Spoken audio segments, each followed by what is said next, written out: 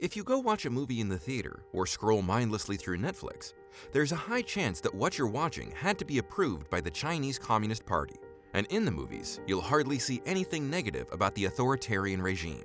That is because the Hollywood scriptwriters and producers would prefer to create what the CCP likes.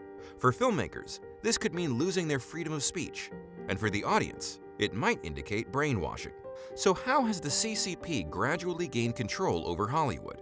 Why does Hollywood cave to its will? Let's find out. Temptation of profits. In 2019, China's box office pulled in almost $9.3 billion, just behind Canada and the United States combined, which brought in $11.4 billion. The market might have kept growing without this year's lockdowns. This explains why Hollywood might value its commercial gains in China more than ever. What's the big deal with Hollywood working with the CCP to make more money? The problem is that the Chinese Communist Party is a big fan of censorship, and it doesn't like being portrayed negatively. So what does it mean for Hollywood? Censorship and self-censorship. The 2012 remake of Red Dawn was originally written to contain Chinese invaders taking over a US town. When the CCP got wind of this, the invaders were quickly changed to North Koreans. This was done after the film was completed, and it cost MGM, the makers of the movie, about $1 million to digitally erase all evidence of China.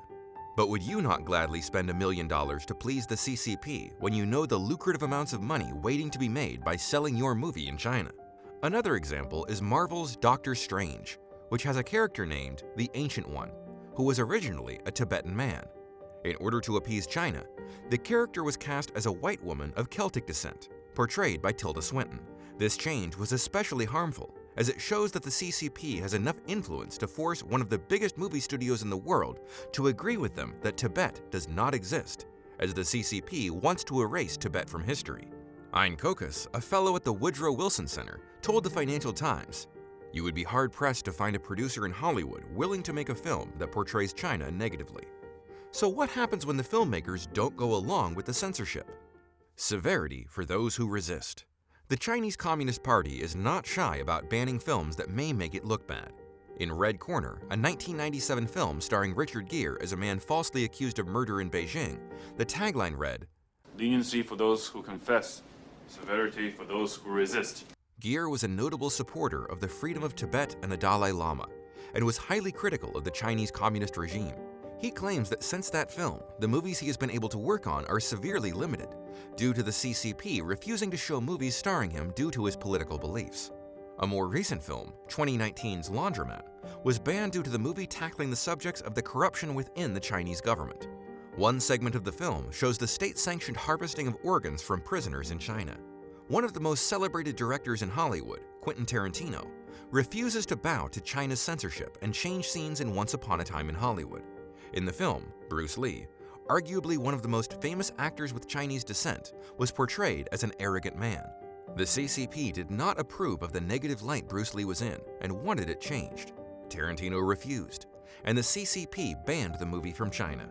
Besides controlling market entrants, the CCP has other long-term plans to control Hollywood. CCP's Direct Investment. The CCP has raised its influence in Hollywood by bankrolling a growing number of top-tier films. In 2019, over half of the 10 best movies voted by Time magazine were financed by CCP-friendly firms. Terminator Dark Fate has an estimated production cost of $185 million, with Paramount Pictures, Skydance Media, and 20th Century Fox each financing 30%.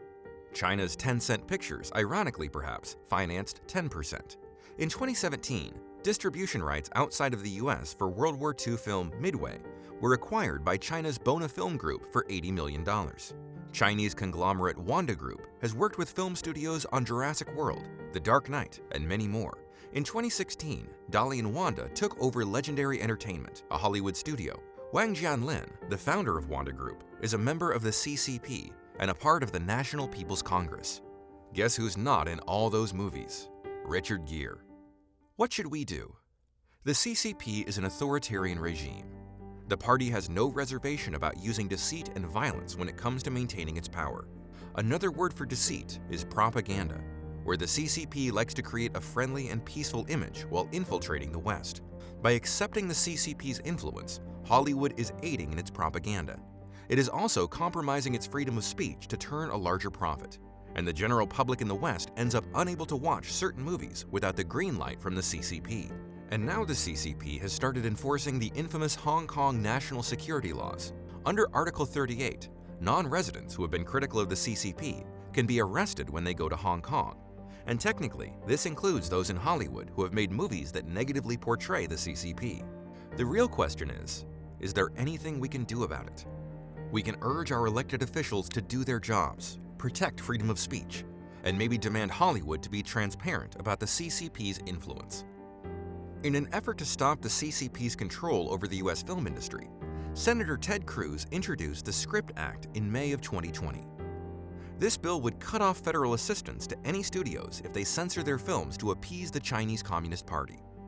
But more importantly, we should be aware of the CCP's ambitions and say no to it. What's your opinion on this matter? Leave your comments below. Thank you for watching Unseen Fortunes. If you enjoyed our content, please click like, subscribe, and share. We'll see you next time.